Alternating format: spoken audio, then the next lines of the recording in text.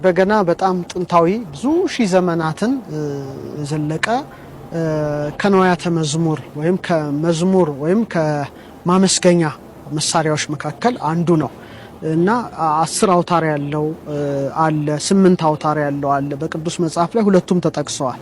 10 አውታር ራሱን ችሎ ተጠቅሷል። ዳዊትም 10 አውታር ባለው በበገና አመሰግናለሁ ይላል።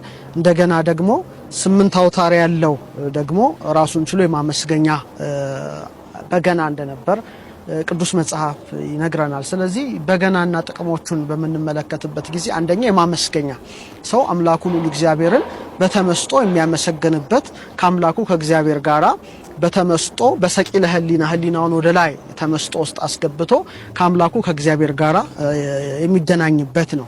ምክንያቱም በዮሐንስ ራእይ ላይ መላእክት ጭምር የበገናን ይዘው እግዚአብሔርን ሲያመሰግኑ ተጽፏል። ስለዚህ ሰው መላእክትንም የሚመስልበት ጭምር ነውና በዚህም ዓለም በወዲያኛውም ዓለም ያለ የማመስገኛ መሳሪያ በመሆኑ በገናን ስናስብ አንደኛ ጥቅሙ ከምስጋና ጋር ከእግዚአብሔር ጋር ከመገናኘት ጋር አድርገን ማየት እንችላለን። ሁለተኛ ደግሞ ከፈውስ ጋር የተያያዘ ነው።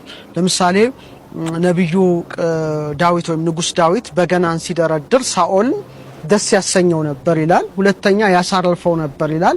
ሶስተኛ ደግሞ ክፉ መንፈስም ከሳኦል ተለይቶ ይሄድ ነበር ይላል። ስለዚህ ሶስት ነገር ነው የተጻፈው። አንደኛ ደስታን ይሰጣል፣ ሁለተኛ ያሳርፋል፣ ሶስተኛ ክፉ መናፍስትን ከሰውነት ያወጣል።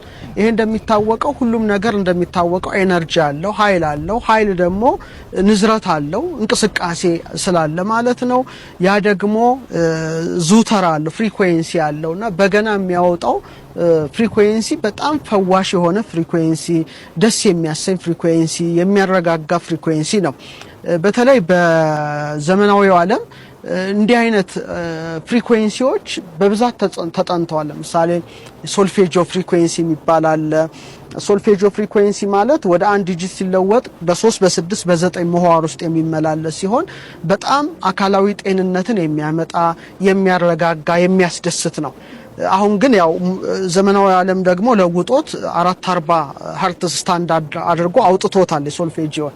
ነገር ግን በገናን ስንመለከት ያ ይመስላል። በጣም ለሳኦል ደስታን ይሰጠው ነበረ፣ ያሳርፈው ነበረ፣ ክፉ መናፍስትን ያወጣለት እንደነበረ፣ አካላዊ ጤንነትም ይሰጠናል፣ መንፈሳዊ ሐሴትም የሚያመጣ ታላቅ የዜማ መሳሪያ ስለሆነ ጥቅሙን ከዚህ አንፃር ማየት እንችላለን።